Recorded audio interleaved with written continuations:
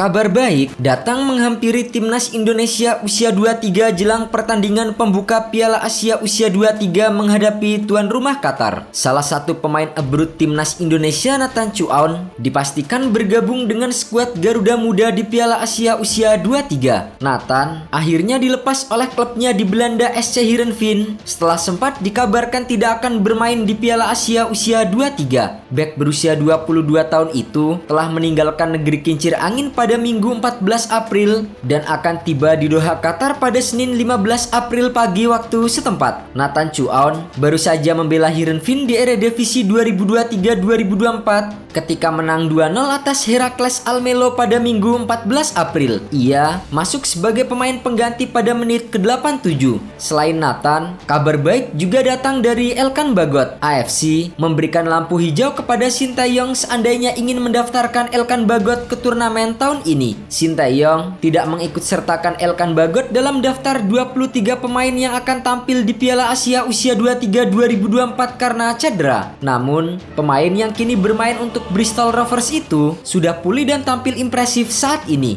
Buktinya, Bagot mendulang 1 gol ketika Bristol menang 3-1 atas Cheltenham pada laga lanjutan Ligue 1 Sabtu kemarin. Bek 21 tahun itu juga sudah dalam kondisi prima lantaran tampil penuh dalam kemenangan Bristol Rovers atas Cheltenham. Situasi yang dialami Bagot pun menjadi kabar bahagia bagi Sintayong. Kini, pelatih asal Korea Selatan itu bisa memanggil Bagot untuk memperkuat Garuda Muda di Piala Asia usia 23. Sementara itu, perjuangan timnas Indonesia di Piala Asia usia 23 akan dimulai pada hari Senin 15 April 2024. Timnas Indonesia usia 23 akan menghadapi tuan rumah Qatar usia 23 di matchday pertama grup A. Kedua tim sama-sama membidik poin penuh di laga pertama grup A. Sebab, jika terpeleset sejak laga pertama, sulit bagi kedua tim untuk lolos ke babak selanjutnya. Hal itu karena timnas Indonesia dan juga Qatar usia 23 sudah ditunggu lawan kuat yaitu timnas Australia dan Yordania usia 23. Sesuai jadwal, timnas Indonesia usia 23 akan menantang timnas Australia usia 23 pada Kamis 18 April 2024 pukul 20.00 waktu Indonesia Barat. Kemudian, disusul timnas Yordania usia 23 pada Minggu 21 April 2024 pukul 22.30. Untuk memberikan hasil terbaik, pelatih Sintayong telah memanggil nama-nama pemain terbaik dan menggelar TC demi mencapai target ke babak perempat final. Pelatih Sintayong diprediksi mengandalkan formasi 3-4-3. Meski tampil sebagai debutan, timnas Indonesia diprediksi bisa mengalahkan Qatar di laga pembuka Piala Asia usia 23. Secara pengalaman, timnas Indonesia usia 23 lebih baik bila dibandingkan dengan timnas Qatar usia 23 yang masih minim menit bermain di timnas senior mereka.